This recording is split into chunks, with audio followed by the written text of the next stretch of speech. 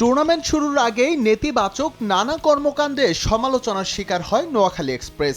সুযোগ ছিল মাঠের পারফরমেন্স দিয়ে বাজে সময় পেছনে ফেলার, তবে এখন পর্যন্ত 3টি ম্যাচ খেলে ফেললেও সুসময়ের দেখা পায়নি নবাগত ফ্র্যাঞ্চাইজটি।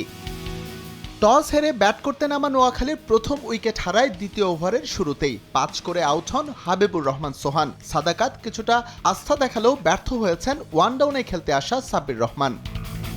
25 রানে ব্যাট করতে থাকা সাদাকাত দলীয় 53তে ফিরে যান হুসাইন তালাতের শিকার হয়ে। এরপর তানজিম সাকিব দলীয় 75 রানে মাহিদুল ইসলাম অঙ্কনের উইকেট তুলে নিলে বড় সংগ্রহের সম্ভাবনা নষ্ট হয় খালেদ মাহমুদ সুজনের শিষ্যদের।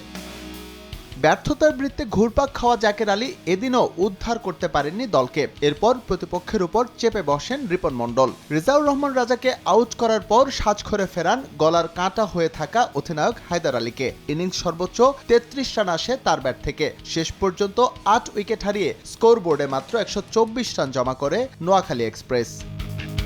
জবাব দিতে নেমে ভালো শুরু করতে পারেনি রাজশাহী ওয়ারিয়র্স। মাত্র 2 রানেই আউট হন সাহিবজাদা ফারহান। দ্বিতীয় উইকেটে নাজমুল হোসেন শান্তকে নিয়ে দলের জয়ের ভিত গড়ে দেন তানজিম সাকিব। দুজনে মিলে গড়েন 65 রানের জুটি। 24 করে আউট হন শান্ত। তামিমের ব্যাট থেকে আসে 29 রান। দলীয় 67 থেকে 73 এই 6 রানে 3 উইকেট হারায় রাজশাহী। তাতে নোয়াখালী এক্সপ্রেস কিছুটা উজ্জীবিত হলেও সেখানে পানি ঢেলে দেন দলের অভিজ্ঞ ক্যাম্পেইনার মুশফিকুর রহিম। ইয়াসির আলীর সঙ্গে অবিচ্ছিন্ন জুটি করে দলকে পৌঁছে দেন জয়ের বন্দরে। 28 রানে অপরাজিত থাকেন মুশি, আর রাব্বির ব্যাট থেকে আসে 23 রান। 6 উইকেট আর 13 বল হাতে রেখেই দ্বিতীয় জয় তুলে নেয় রাজশাহী ওয়ারিয়র্স। নোয়াখালীর 4 উইকেট শিকার করে ম্যাচ সেরা হন রিপন মণ্ডল।